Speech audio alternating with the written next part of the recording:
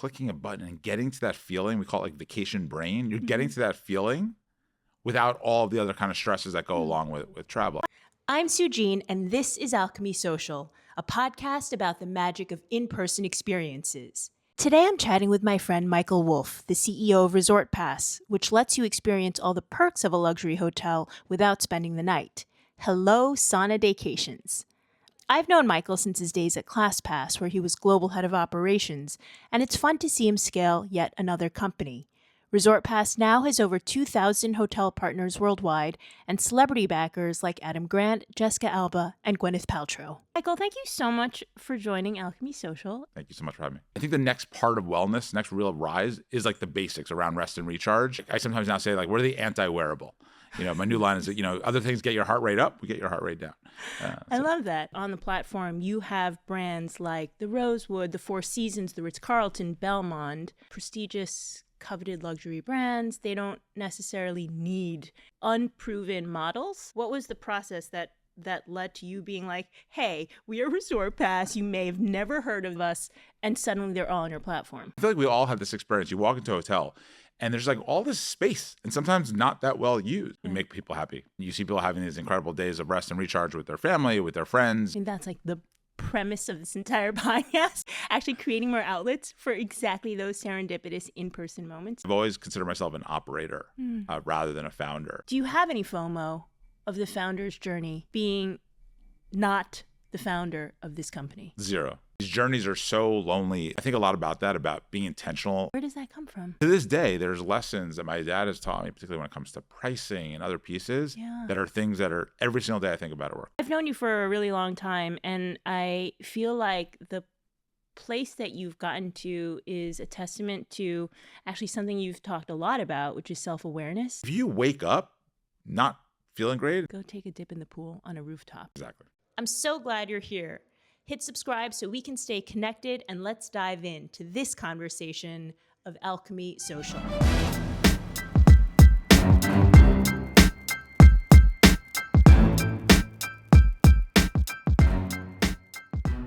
Michael, thank you so much for joining Alchemy Social. Thank you so much for having me. Many of the guests on this Alchemy Social podcast have had unconventional career paths where they may have started in a hierarchical track, whether it was consulting or finance or law, and many of them ended up becoming an entrepreneur. I actually think that you might be one of the few guests who, while being deep in the entrepreneurial world, has deliberately chosen to help scale a company rather than start something from scratch as the founding CEO. And this is just very interesting to me because I have debated both tracks, it feels like, for the last decade.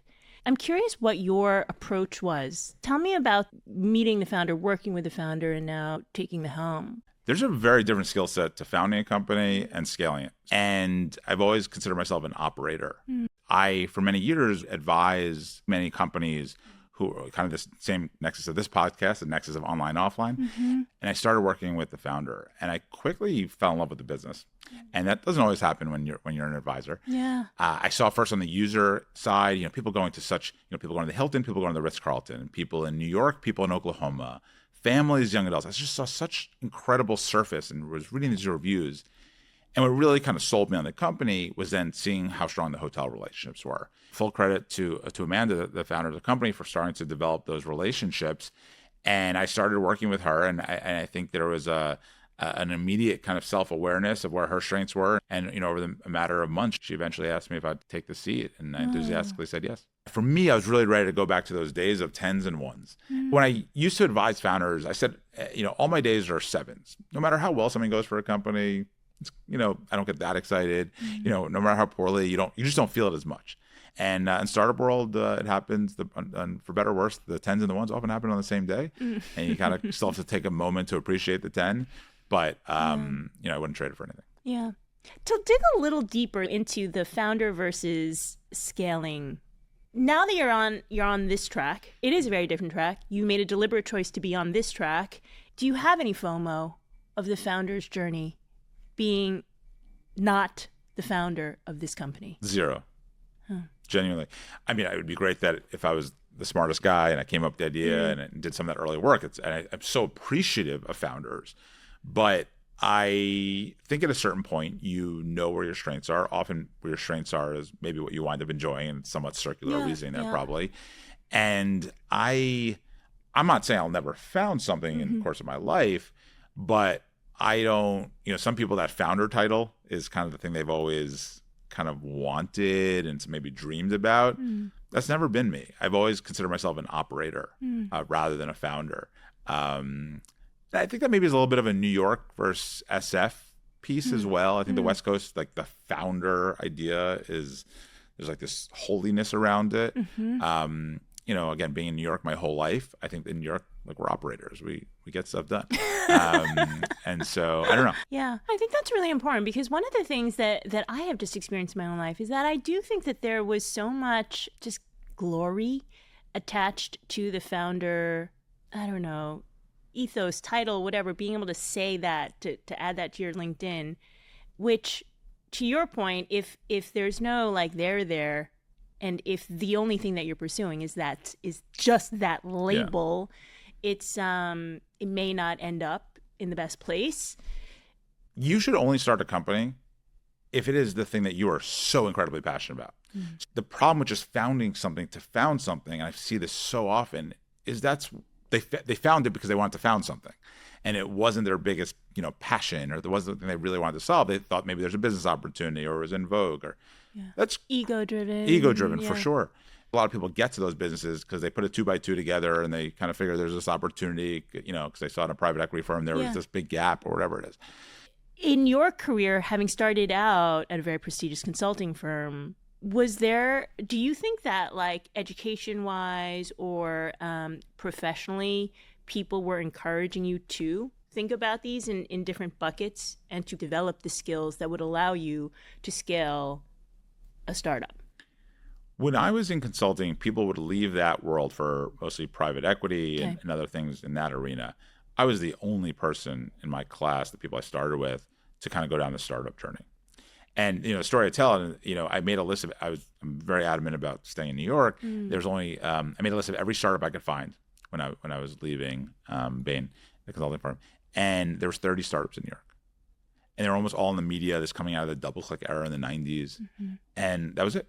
And for me, I'm like, I knew I want to be a startup and I want to operate, didn't want to found something. And I knew that I wanted to kind of be in New York. And, that was the start of my startup journey. Yeah. Again, Where does that come from? The desire to be an operator? The desire to be an operator at a startup is very specific. Yeah. I grew up in a family where my father was a small business owner. A founder, yeah. And, the store had been around for 60 years. What kind of store? Girls' clothing. And so I kind of grew up in a retail environment, in commerce. To this day, there's lessons that my dad has taught me, particularly when it comes to pricing and other pieces, that are things that are every single day I think about at work. Wow. So being an operator was always something I was interested in. The way I got to Bain was just I enjoyed meeting the people. I actually originally, I'm probably the only person ever at Bain who was deciding between Bain and the FBI. So I was really interested in politics and government. I spent every summer down in D.C. Wow. And I mean, I didn't do any business in undergrad. I was a history major.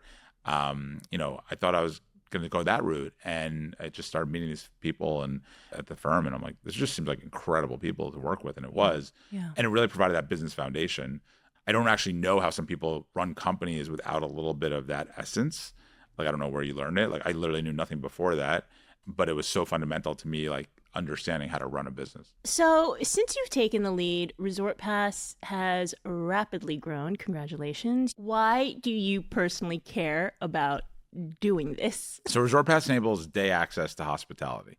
So you're not staying overnight at a hotel, but you can use the amenities, things like pools, saunas, spa, just for the day. What gives me the most joy is when I look at our reviews, and there's something so simple and elegant about what we do. We make people happy. You see people having these incredible days of rest and recharge with their family, with their friends. And I think for me, coming out of the pandemic and all the craziness of that, I didn't want to be involved with a company that was about a future benefit that was too far away. So there's obviously great companies in health and other parts of wellness, but a lot of that is a future benefit. There's something so beautiful that you're going to make this reservation and within minutes have this incredible experience. Is there a point in time where what this offers was a personal pain point? Oh, it's a pain point every night when I'm up in the middle of the night stressed about something, thinking like, I need to really find a new way of relaxing. Mm-hmm. I also think it's just a pain point now. I mean, again, no matter what your politics are, the political environment, economic uncertainty, too much social media, rise of AI, like there's just a feeling of, uncertainty or kind of not stress. Yeah. More than I think in my life, at any point in my lifetime, and I think for many people, when you look at kind of surveys on this, so I think the world needs this product more than ever before. I really believe that. I think the next part of wellness, next real rise, is like the basics around rest and recharge. I sometimes now say, like, we're the anti-wearable. My new line is that, other things get your heart rate up, we get your heart rate down. I love that. Okay, so there is the vacation, which everyone knows about. Most people know about the staycation. I feel like ResortPass has basically coined, or at least popularized, this word Daycation. And is it an antidote, you think, to just stress, burnout, like a quick hit, a quick dosage of rest and relaxation? I do, because I think a lot of the problem with vacation, it's travel, is all the stress that goes along with it. And this is not saying that people shouldn't go and don't go on vacations and often compliment it with us. Yeah. But the reality is there's a cost involved, which again, right now in the economic environment, I think there's some uncertainty. There's just the stress of planning something. And so the whole vision of this is that you're clicking a button and getting to that feeling. We call it like vacation brain. You're getting to that feeling without all the other kind of stresses that go along with travel. Again, I want people to go on vacations and fly far away, but that's not always possible. Yeah. But how, if you're doing that on average in America, particularly 2 times a year, how do you get at that feeling more often? That's what we give people. Yeah. So introducing this concept of the daycation, of accessing hotels that you're not a guest at and being able to use their amenities, is actually a very novel concept, correct? Yeah, it didn't exist. Okay. So tell me the evolution of how that has unfolded and how over the course of the last several years, which is a fairly short amount of time, you've gotten over 5 million people as guest pass users. Yeah. Yeah. 95% of hotels we work with have never offered day access before. Okay. And the reality is a hotel historically is thought about, they have one mission, which is they have rooms and they put travelers in those rooms, meaning people that are from somewhere far away. The reality, though, is that 97% of hotel guests come once in a lifetime to that hotel. So, of course, there might be some business travelers who visit a hotel more often, but the average person who visits a hotel, and think about your own experience, how often you've probably been back to the same hotel. Yet there's all these people, millions of people in some cases in more dense cities around the hotel. And so the analogy I draw is that I pass on my walk to work 10 hotels every day. And I assume as a local, there's no interaction for me in all those hotels. Their whole appeal is to someone who 97% of the time will stay at that hotel once in a lifetime. And so it's really thinking about hospitality in a different way. And that's what we've done. And so like any kind of business model evolution, it took a little while to get the hotels comfortable with it. But what they've realized is that they're so sophisticated when it comes to revenue management, yield management of the room product, they've never applied those same lessons to all the other surfaces of the hotel. And there's a lot of other surfaces of the hotel. I feel like we all have this experience. You walk into a hotel and there's like all this space and sometimes not that well used. And it's because they've been so focused just on the rooms, they've never thought as strategically about the rest of the spaces. And now I think 2025, they're doing that more than ever before about how to monetize every square inch of the hotel. Yeah. The hotel industry tends to be a slow-moving industry. There are a lot of huge players. And very impressively on the platform, you have brands like the Rosewood, the Four Seasons, the Ritz-Carlton, Belmond. And I feel like those are such prestigious, coveted luxury brands. They don't necessarily need or go after just new, unproven models. What was the process that led to you being like, hey, we are ResortPass, you may have never heard of us, and suddenly they're all on your platform? Yeah, I think the reality is that hotels are a business. And there's some people who want to utilize the hotel that don't need to stay overnight. It's the same customer that would sleep in the room, but if I live down the block, I don't necessarily need to sleep in the room, and I never would plan on it. So I can be an incremental customer, an incremental revenue stream that'll pay hundreds of dollars for our more luxury properties to kind of enter for the day, that'll spend hundreds more on food and beverage. In fact, our guests spend more on food and beverage than overnight guests because they're staying on premise all day. Wow. Okay. So it's an incredible customer. I'm also now developing a relationship with a new customer. Maybe when I have friends coming from out of town, this is now the hotel I recommend people to. So there's all these accretive parts of the relationship, and they have the capacity. There's a number of properties we work with that they are very quiet, and it's almost too quiet. And so you want, when you go to the pool, of course, you don't want there to be too many people. You also don't want there to be too little people. We're all kind of social. We want to be around other people. It's why we, dine out at restaurants and do other things in real life. And so I think we've shown the hotel industry that this can be incredibly accretive. It is only incremental to the overnight guest. And it's just a new way of thinking about hospitality. And that's how we've been able to launch all these luxury brands. And we work with all the major hotel brands. Wow. A lot of marketplaces, consumer marketplaces, are not beloved by the supply side of the marketplace, because often a marketplace is disintermediating existing user behavior, i.e. a user would go directly to a fitness studio, directly to a restaurant, directly to make a reservation somewhere. That wasn't the case in this category because it didn't exist. Meaning consumers couldn't go directly to the hotel and just use the sauna because the hotels literally didn't allow that. Correct. Prior to and the reason they ResortPass. didn't is because hotels' core business is hotel rooms for travelers. They can't focus on this. It's not a good use of their kind of resources. They have different systems, that are booking the overnight rooms. Their atomic unit is room 312, as I like to say. Our atomic unit is a day guest, for the day. Do you get any feedback from actual hotel guests that complain about the influx, say, of random people? Not really, because the reality is we are completely aligned with the hotel.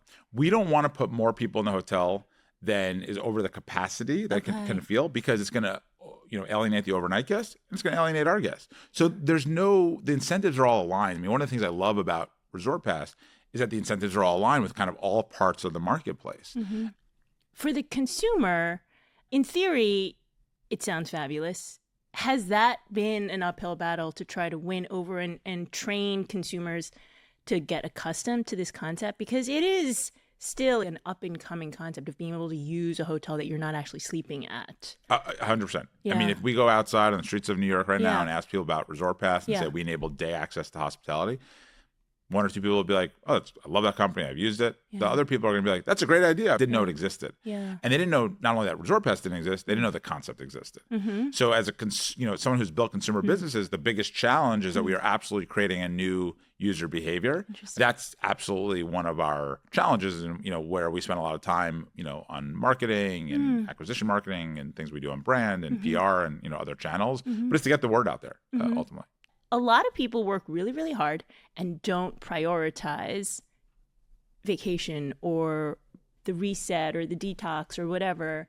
And in fact, I read on your website that 46% of people in the States don't use all of their PTO. Have you seen that offering an experience that's a shorter, more digestible package is getting people to go out and smell the roses more? The biggest misperception is that Americans don't get enough vacation. It's that they don't use their vacation, right? So Americans generally do get a less vacation than people in Europe and some other countries around the world. But the reality is that people just aren't even using what they get. And part of that, I think, is because all the challenges associated with travel. And so this, I think, gives people that feeling of getting away. To take a beat. That's exactly how we look at the company. And I'm curious, do you have statistics? Are you seeing data that is the case? Sort of like people who wanted to go on vacation, but either don't have the resources or the time, being a segment, a demographic that are starting to use ResortPass more and more? Yeah, we see the local use case being particularly popular. So we do have a travel use case. People are maybe staying at a homestay, a Vrbo, an Airbnb, and they want to complement that with hotel amenities. And there's a number of other use cases. But some of the biggest expansion of the business has been local recently. And I think that's a testament to a lot of those economic factors and the stresses and people just kind of wanting to get at this feeling quickly. And that's what we enable. Yeah. In terms of accessibility, I'm also curious. So speaking of some of those luxury brands that are on your platform, they're cost prohibitive for many people, really expensive nightly rates, thousands of dollars. Is the product that you're offering actually accessible? I'm curious, how much of a bargain the consumer is experiencing if they're just going to use, say, the spa at the Rosewood. Yeah.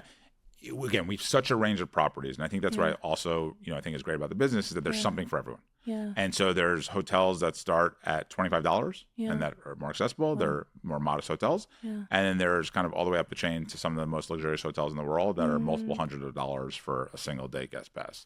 So we really can kind of meet the customer where they are. Yeah. And I love that. I love, working with some of those incredible luxury brands and that experience, but people don't always have the economics for that, and they don't always, need that, or it's not always available locally in their geography. Yeah.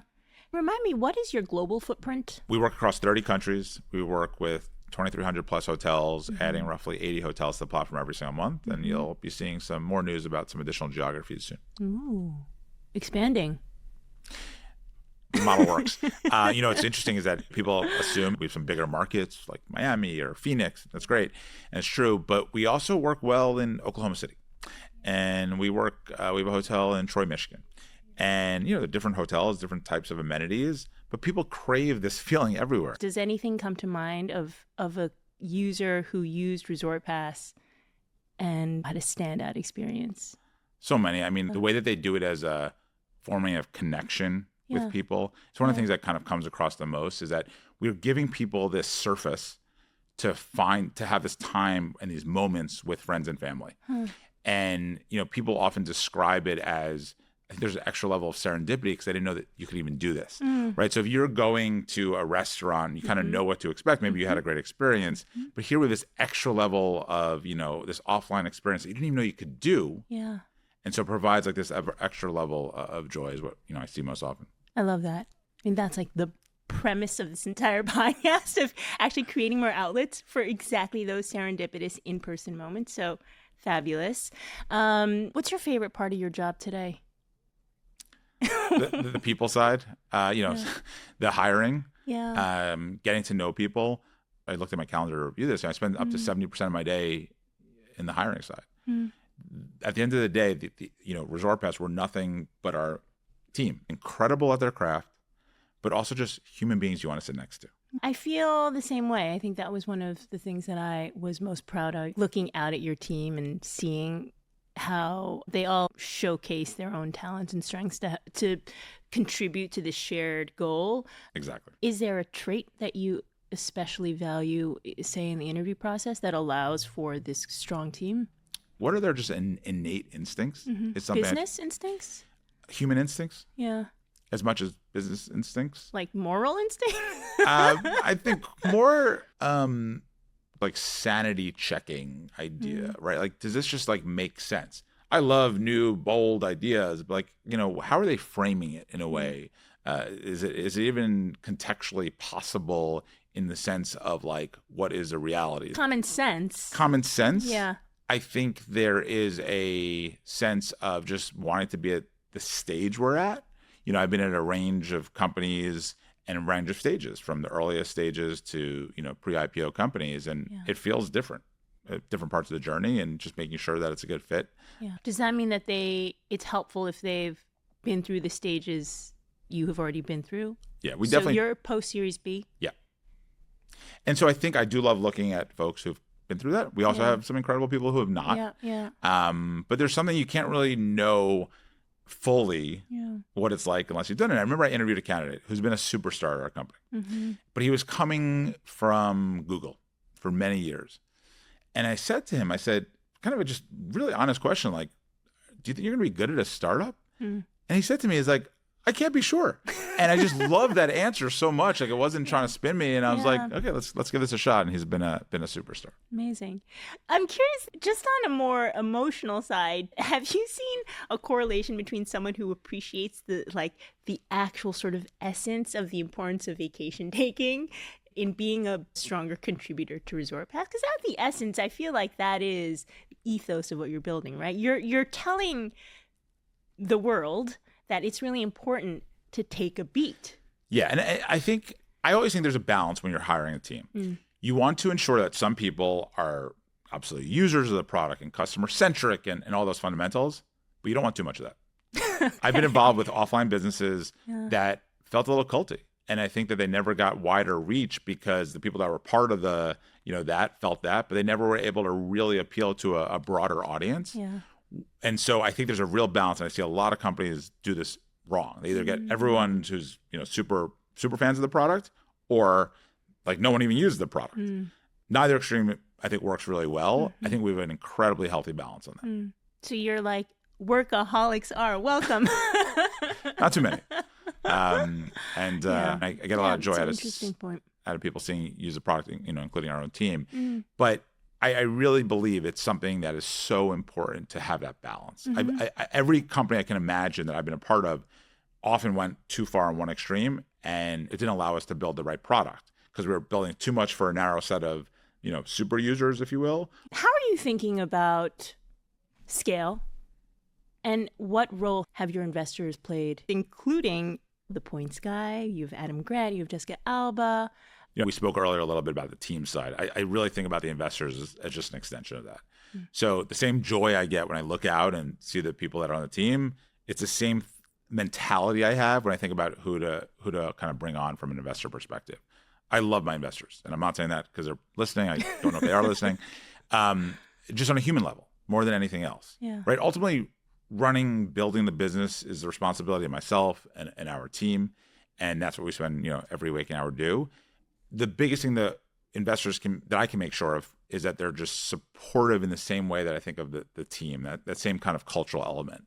I'm fortunate that many of my lead investors are people I've worked with in the past. So I have literally, in one case, 15 years of experience working with them.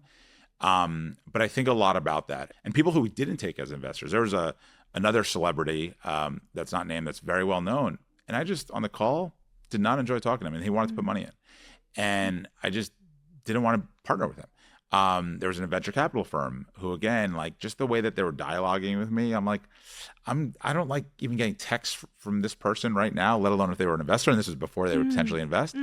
And so it's just a little bit of that essence and that feeling. I think a lot about how it's going to make me feel.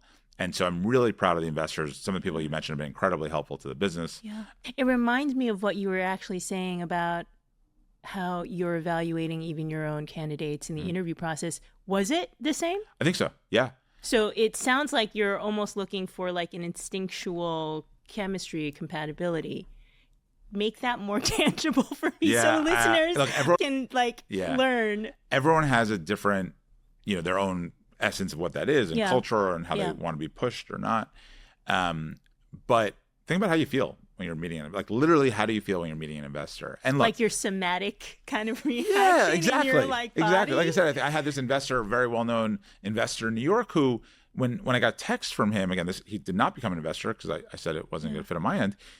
I just didn't like how I felt, the tone and the approach. And this was at a firm. I remember I got on a Zoom call with their whole firm. And it was obvious that people at the firm didn't like each other. You can feel that. Now, look, at the end of the day, when you're raising capital, the most important thing is the capital part, right? You need the money. And so you don't always have the choice. And, obviously so many investors, decline to invest in us along the journey as well. But when you think about who you're taking money from, or if you're lucky enough to have, a few choices, I'd over-index on that. I'd over-index on that than the brand name. I'd over-index on that than the exact terms. There's actually literally nothing that would outweigh just that human side of it, without question. What's your most reliable way of supplementing the gut check? Do you like references or? Yeah, and I think, I was lucky again with two of my lead investors, people I've worked with and known for years, but in cases where I wasn't as familiar, is back channeling. So there's references and there's back channeling. I want to draw a distinction. References is who you get from the person. Those are always going to be positive. Yep. And there's back channels, which also might be very positive. Right. But I'm a big believer in getting to know someone, whether it's a candidate, whether it's an investor, in a more holistic way. So when I interview a candidate for a job, even the most senior job, I'm spending maximum a few hours with them is realistically. Well, anyone who's that senior probably has worked for many, many years. There's going to be a lot of people who have a lot more experience working years with that person. So I don't consider myself this incredible, judge in a way or evaluator. I'm going to go talk to some people I know who worked with them for years and get their point of view. And I put so much weight in that, honestly. And it's not that I'm not willing to make my own decision, but again, there's a difference between knowing someone, thinking about a romantic partner, thinking about, in any instance, like how well you know someone, right? You can learn a lot more over years of working with them. So back channeling is super important to me. We back channel, and I look at it as a positive thing. I tell every candidate, please, ask people about me. Sometimes we'll open up our LinkedIn, see who's mutual. I say, Yeah. go ask them about me. Yeah. And it's just a way of them evaluating if, it's a good fit on their end. Like it has to be mutual. There's nothing else that matters. Do you end up asking people that you personally know, or are you literally just reaching out, cold DMing like the mutual contact? Because I will say there is also the chance that the person that you back channel just has some like beef. Of course. With the person. And again, like it's not as if every time when you do the back channeling, everything's perfect. Of course. Right. But one thing I often ask that I think is also really interesting is, someone will, they're at a company and I say, oh, like, okay, so what would, your boss say about you? And then maybe I know the boss, maybe I don't, but I'll go ask. And that's, again, back to this idea of like sanity checking, or it's like self-awareness. Like I want people who are self-aware. Doesn't mean they have to be good at anything. Maybe the boss will say that they, overthought about things. Whatever it is, it's so important to me that people have that self-awareness. And so it's one of my favorite things to do is to just ask, like, what are they going to say about you? It's not like it's like a very neutral kind of even question. And then all I do is then go ask the person, what do you think about it? It's like I'm telling both sides what I'm going to do. Right. But it just, gets you a little bit understanding a candidate a little bit better. Yeah. That also feels more and more important these days when you honestly can't trust the internet. I mean, you have to be, I think, a little bit more skeptical of what's on the internet. It's funny to see younger people on LinkedIn because you see often that, and they've gotten probably this advice, and it's not bad advice, to really like celebrate all their wins. So sometimes I get confused because I'll be meeting with someone for a junior role and their LinkedIn is like this long. And you kind of have to figure out like, it's an internship. They don't really call it an internship. They just mention all these companies and sometimes the results seem a little, like an intern, 5X the business over a summer. Right. Right. But yeah, like I said, so I think one of the best things is getting to know a candidate. There's nothing that's going to replace the time. We do exercises for everyone as well to like feel like what it's like to work with someone. Cool. You also have had celebrity collaborators. So Jenna Bush Hager is a partner of yours. Tell me why and how that came about. Yeah, so there's these instances where it just makes sense that someone has their own platform that really feels consistent to our own. Yeah. And so I know people talk about authenticity, like that feels authentic because it is authentic. Yeah. And getting to spend some time with her, she is adamant about giving, particularly moms in that case, like these moments of rest and recharge. And she also has a new book and new book publishing imprint, and what's a great place to kind of mirror where you get to read and take a little moment of escapism. Very cool. I have a few rapid fire questions for you. I'm ready. Let's go. What is your recent most favorite experience using the platform? Love the Virgin Nomad. It's a beautiful property, and I think what's really special in New York is that a lot of the pool decks are elevated, and so you're kind of around the skyscraper. So it's a very New York way of kind of experiencing the product. Yeah. Very different example, the Edition Hotel in West Hollywood. Okay. Again, similarly, kind of a beautiful view, but again, kind of a lower rise like LA, and just a very, very zen kind of pool. Yeah. What is an unforgettable experience that you recently had offline? Not using ResortPass. The quiet car on Amtrak. The quiet car on Amtrak. Okay. I'm wondering if you need to take more vacation. No. There's something so zen because you're 60, 80 people traveling together in unison, the motion moving kind of past the built and the natural environment. Yeah. And everyone honors this so deeply. And there's something about just how law-abiding everyone in that environment is, and everyone's kind of on the same page. And I think maybe in a world where people are just not in so many ways these days. What are you doing in the quiet car? Are you working? Working, or it's one of the best times to really reflect. There's something very zen about the social nature of it, i.e. you're with all these people looking out the window. I don't know if you want to call it boredom or reflection. Yeah. So you look out the window. Sometimes it's as simple as that. It's the wild card answer. I need a more conventional answer. Also, do you have... My other answer was not going to be conventional. Give me another unconventional answer. A ride along in the backseat of the NYPD.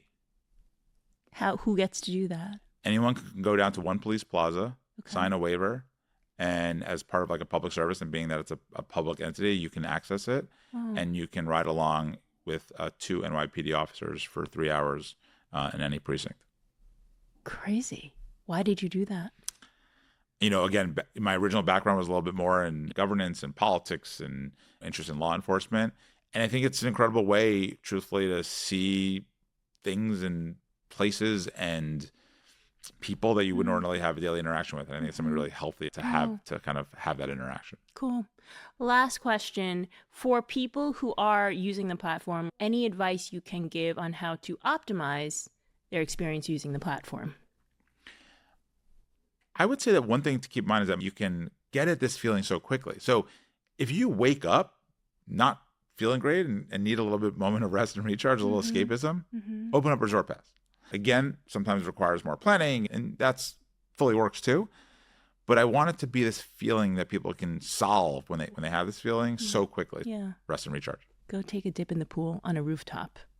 Even just looking at the pool is so relaxing. Evolutionarily, looking at bodies of water. Yeah. So good. Michael, thank you so much for joining Alchemy Social. It's been a really fun conversation. I've known you for a really long time, and I feel like the place that you've gotten to is a testament to actually something you've talked a lot about, which is self-awareness. I think that in terms of career, in terms of the company that you've chosen to help scale, it's just a reflection of what feels like you taking the time to figure out what it is you actually enjoy doing, you get excited by. And so congratulations. Thank you. Yeah. I appreciate it. It's been really fun. Thank you so much for having me. I hope you enjoy this conversation, and let's stay connected, so subscribe for updates.